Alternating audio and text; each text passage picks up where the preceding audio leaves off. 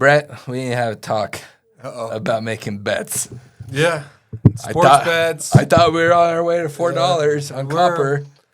We tried to give up the ghost. It's still early. It's the 14th. I know. We're at 371. Like, we're in the range. I like winning. I really do. But there's certain bets I like losing. I want to lose this bet. I want to pay for the next round of blessed bags. Well, worst case scenario, there's be more bags made. More bags to give out. And you and I have no control over what direction it goes. So why is it going down? What's going on? I think just the weakness out of China and with them being the main consumer or like being a big consumer. People aren't trusting some of their numbers too, right? Yeah, I think there's a certain amount of that. And I think it's just there's just enough. Their economy seems to be kind of struggling to kind of get going, and they haven't. They've been talking about different stimulus measures, putting little, ones here and there, but nothing.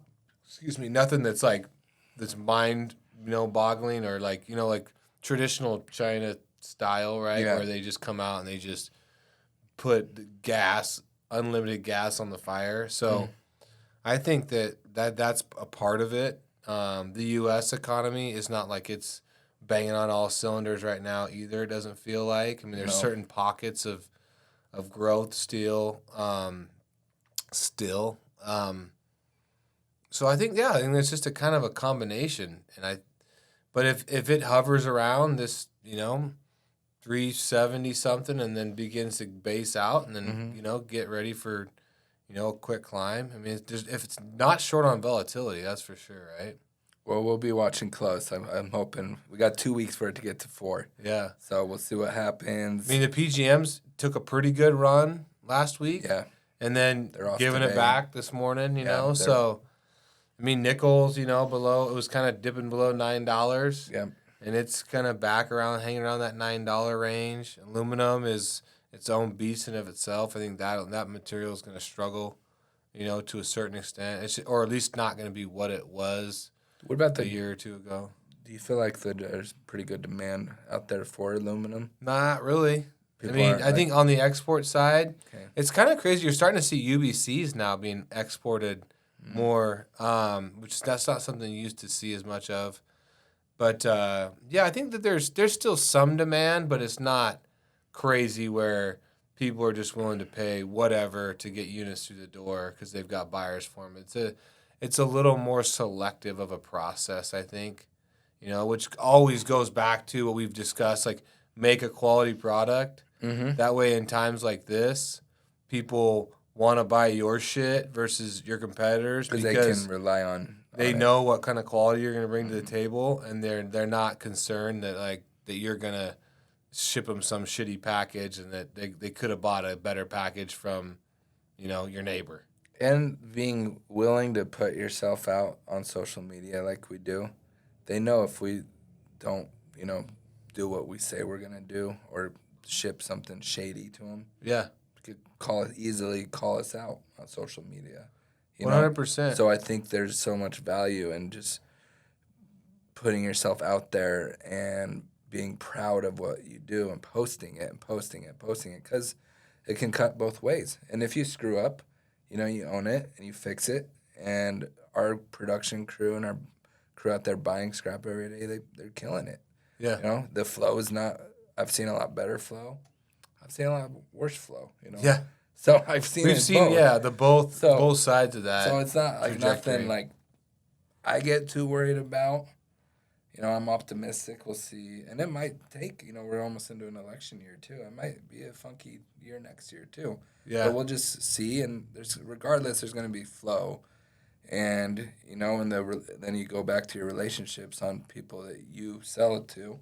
Yeah. And then which is why making a quality product is important. Mm-hmm. But to piggyback on your point, I also believe that, your willingness to tell people what you do, how you do it, create awareness around your company, yourself. That's a big part of building a business, right? And creating yourself opportunities. And I think that as times get a little bit slower, that's when you almost, instead of pulling back, is when you really double down on your marketing. Now, it doesn't mean you go out and just blow your marketing budget on a bunch of BS. It means you really hone in on what you're trying to achieve, and you go hard at that.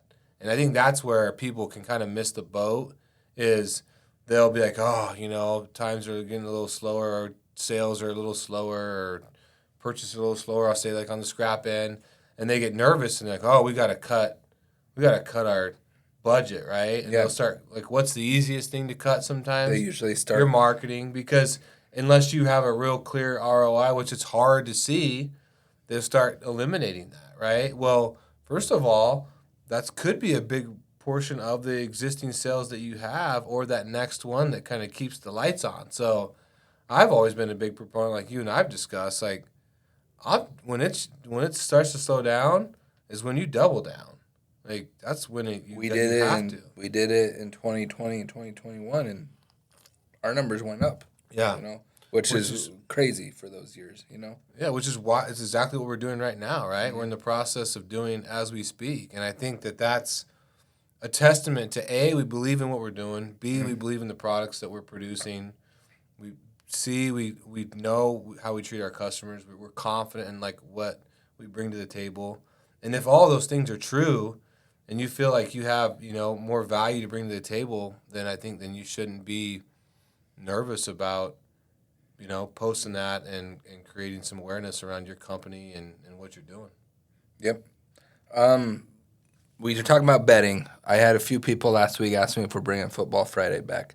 As bad as we are at betting, at least we're betting against each other. Yeah. So I think we'll bring it back in about 2 weeks. And then I think all that we'll keep track.